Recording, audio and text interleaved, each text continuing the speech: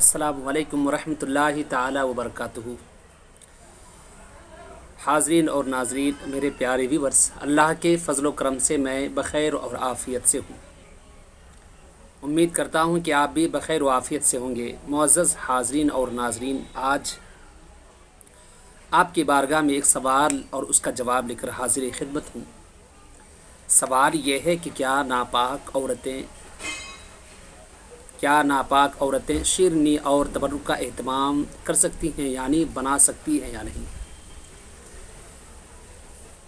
नापाक औरत से मेरी मुराद वो औरतें जिनको जो हालत हैज़ से हैं या हालत निफास से हैं। जो हालत हैज़ से हैं और जो हालत निफास से हैं वो शिरनी तबर्रुक वग़ैरह बना सकती हैं या नहीं। चूँकि ये सवाल ज़रूरी है इसलिए कि शिरनी तबर्रुक का मामला जब आता है और हर घर में शिरनी और तबर्रुक बनती है और बनाते वक्त अगर ऐसा मामला आ जाए तो सब शशो पंज में रहते हैं कि आखिर क्या किया जाए।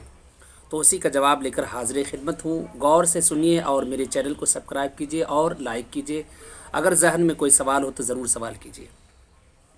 तो जवाब उसका ये है कि अगर ऐसा सिचुएशन हो कि घर में शिरनी तबर्रुक का बनाने का वक्त हो और आप घर में जो औरतें हैं वो हालत हैज़ से हैं या हालत निफास से हैं और कोई बनाने वाला नहीं है, तो कोई हर्ज नहीं है कि वो खुद बना सकती है।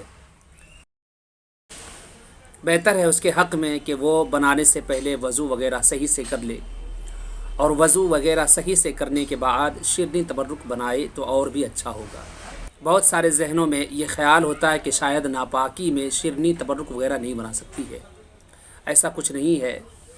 वो खाना बना सकती है, तो फिर शिरनी तबर्रुक बनाने में क्या हरज और क्या खलल है। इसलिए जो हज़रात ये सोचती हैं कि नहीं बना सकती हैं तो वो इस सोच से बाहर निकलें और बेहतर है कि आप जब शिरनी बनाएं तो शिरनी बनाने से पहले अच्छे से अपने हाथ पैर यानी हो सके तो वज़ू कर लें। वज़ू करने के बाद शिरनी तबर्रुक बनाएं, कोई हर्ज नहीं है। फ़ातिहा भी हो सकती है और उसको खाया भी जा सकता है। अस्सलामु अलैकुम रहमतुल्लाहि ताला व बरकातुहू।